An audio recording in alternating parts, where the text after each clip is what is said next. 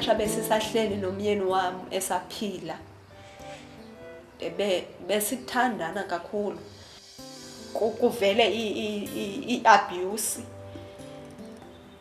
yayivela kuba ene-jealous xa ndicinga enala jealous yoba seyezibona yena ukuba akekho stronger ukodlula mna. Randomly, who of you have been abused?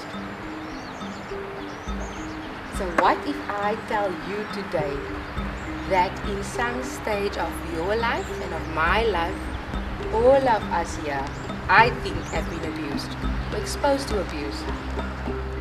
Each one of us can think of at least one other person and one other woman that we know who has been through a form of violence in a relationship that she's been in.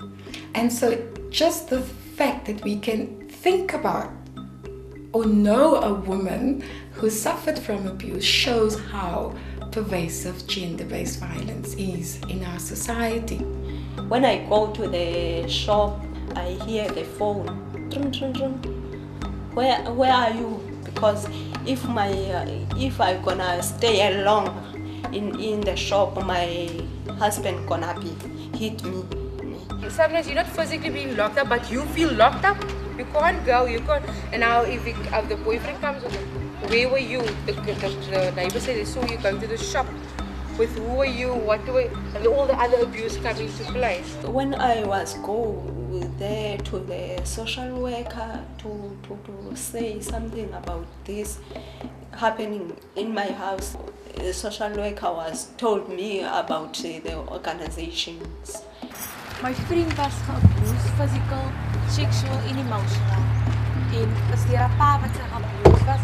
Hy het haar gery vir vee. Hy hou die kan onder haar kopkussing en by haar kop en hy sê sy vir niemand sê nie. Hy het haar pregnant gemaak. As in jou gemeenskap, ek het geleer dat 'n mens moet altyd speak out. Sometimes we think, it's just a man, I can do nothing. Yeah. But one person can make a difference. Yes. And here we are 12. Yes. You need to be a voice. And you go to someone that you trust and you speak out to that person. I'm very happy now because I'm here through MH Youth Developments. I'm experienced a lot. So what I'm trying to say, I'm saying when you get an abuse, it's not the end of the life. It happens in every town throughout South Africa. We can find these organizations. They might be set up in a container, in a shack, in a woman's front lounge or at the back of a house, but these organizations exist. And it's important, these organizations, to know that they are not alone in this fight against gender-based violence. And that is why this 1000 Women's Lunch is also a very significant event. It says that we as women are coming together from across the spectrum of South African society.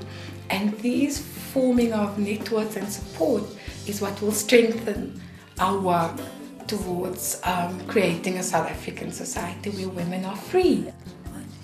Our very first funding was from the We Trust, and it was quite big, and for us it was huge. We just needed someone to believe in us and just see that what we are doing is for the greater good.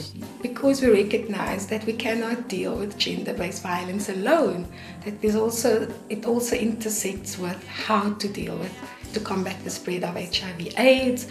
It also deals with how to empower women to become economically sustainable.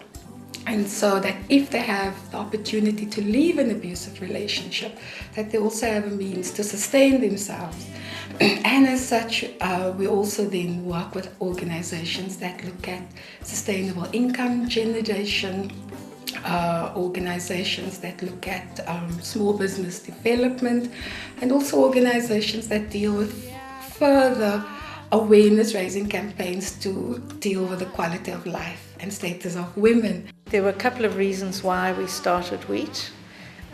One was that we were very aware, 1990, well, it was the middle 90s, realizing that a lot of the anti-apartheid money, which was supporting women's projects, had disappeared or was disappearing. And we recognized that we needed some kind of a fund which would support the ongoing work of grassroots women. I became involved in the Wheat Trust because of what it stands for.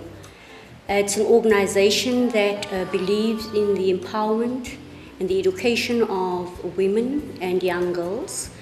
And so we focus on women-led community groups at grassroots levels and helping them to make a difference in their own communities.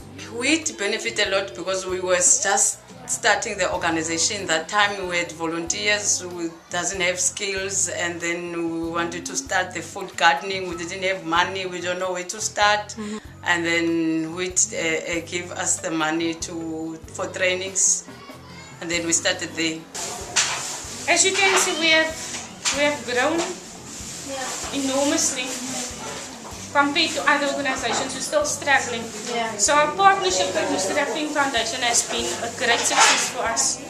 And with organizations such as Wheat, they have helped nurture us in a special way so that we are able to actually give what we have to the community and the community give back to us.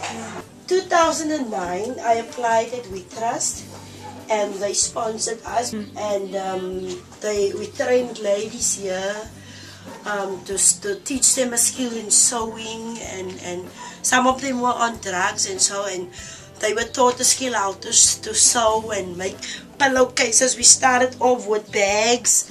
This is one of the bags. Wheat Vision is a Southern Africa where all women enjoy the human rights and have access to education, training and sustainable incomes. Women know the root causes of their problems and challenges. They also know the solutions to these problems and challenges.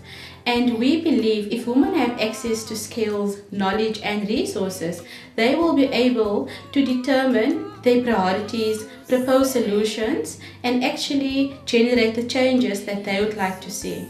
Wheat has granted 950 grants to over 850 grassroots women-led organizations in all the 9 provinces of South Africa.